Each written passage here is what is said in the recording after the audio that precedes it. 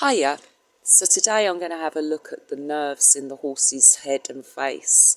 This is a subject that's often overlooked, even by ourselves, about ourselves, until we hit a nerve. Then we remember what they are, don't we? So it's vital to understand that the horse has nerves just like we do. In fact, their nerve structure is pretty much the same as ours is. They can't reflect nerve pain except in their behaviour. And the bit undoubtedly can be the root cause of a lot of unwanted behaviours. Now here we have the nerves drawn onto one of my skulls here, the trigeminal nerve being most notable. Tri because it goes off in three. As you see, we have the ophthalmic branch, the mandibular and the maxillary branches. And I'd like to draw attention, if I can, particularly to the mandibular nerve here, which, as you see, travels right along the lower jaw. But do you see where it trails off into the diastema of the teeth there? Exactly. It's exactly where the bit sits.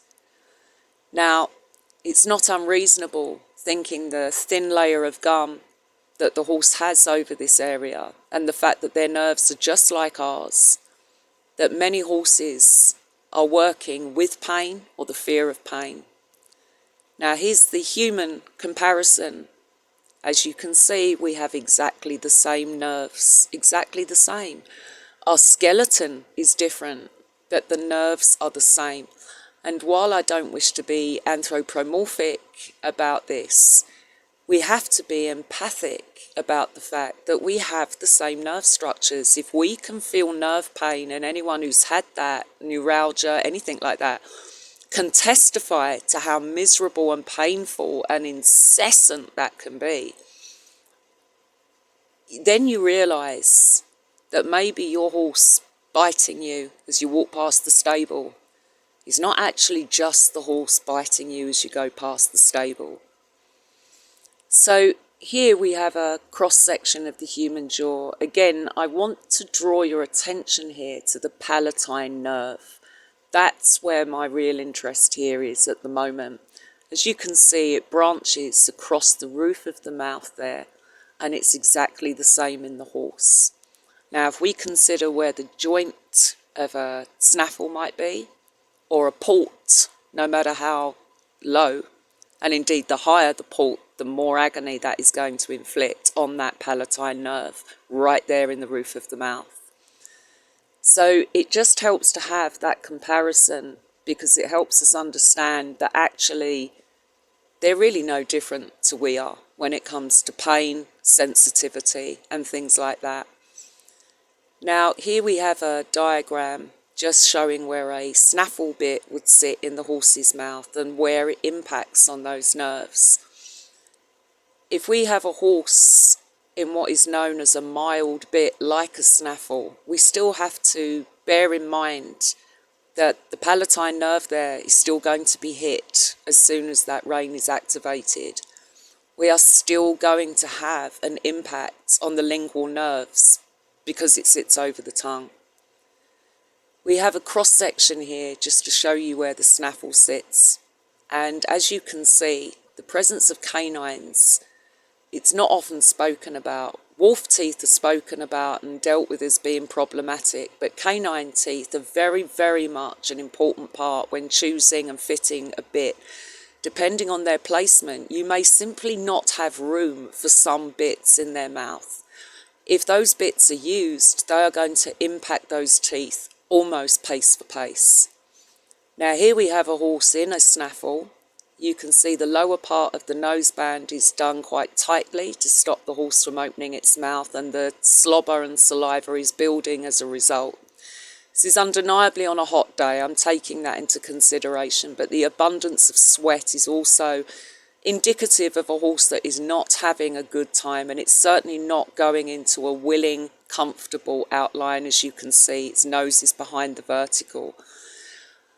This horse has got nerve pressure, and the bars of that mouth there, and where the noseband is, if the lower jaw tries to move back, that lower part of that noseband is going to inflict as much pain on the trigeminal nerves as a curb chain could, and it's worth bearing that in mind if you use one.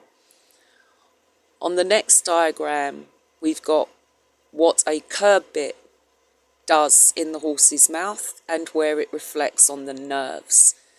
Now again, as soon as we move that shanked bit, as soon as the rein is activated, those lower bars are getting the pressure. Therefore, the mandibular nerve is getting the pressure. We're going to hit the palatine nerve in the roof of the mouth with the port. I'm going to show you a couple of little clips here, which shows you a horse that's exhibiting exactly what I'm pointing out to you. Now, this horse has got problems. It's being effectively triggered by something, and then it's triggered some more, and then it's triggered some more, and often the bit becomes the straw that broke the camel's back, if you like. Now, this picture here shows the two mouthpieces clearly, but it very much illustrates what I was saying about as soon as the rein is activated, particularly on that bridoon bit here, but on the snaffle, for instance, as soon as it is activated, you see that joint moves in the mouth, and now it is pulling up into the corners of the lips. It's not activating anywhere that it was designed to do. The horse is crossing its jaw, opening its mouth. It's trying to escape the pain on the bars of the mouth. It's trying to escape the pressure into the tongue. And the only thing it can do is express itself like this. If we use tight nose bands on this, we are going to increase that nerve pressure, impact and pain really quite significantly. I find it quite interesting when we start looking at the similarities between us and animals, because in some cases we're really not that different. Anyone who's had toothache knows just how character sappingly miserable it is. Anyone who's ever had referred pain down their face understands how it feels. And even those who've had dental work and the anaesthetic, when it starts wearing off, and you know how funny our muzzles feel, that's how a horse feels after a long time in a bit that's pressuring on its nerves. Anyway, I hope you enjoyed. Like and subscribe. I'll see you again. Bye now.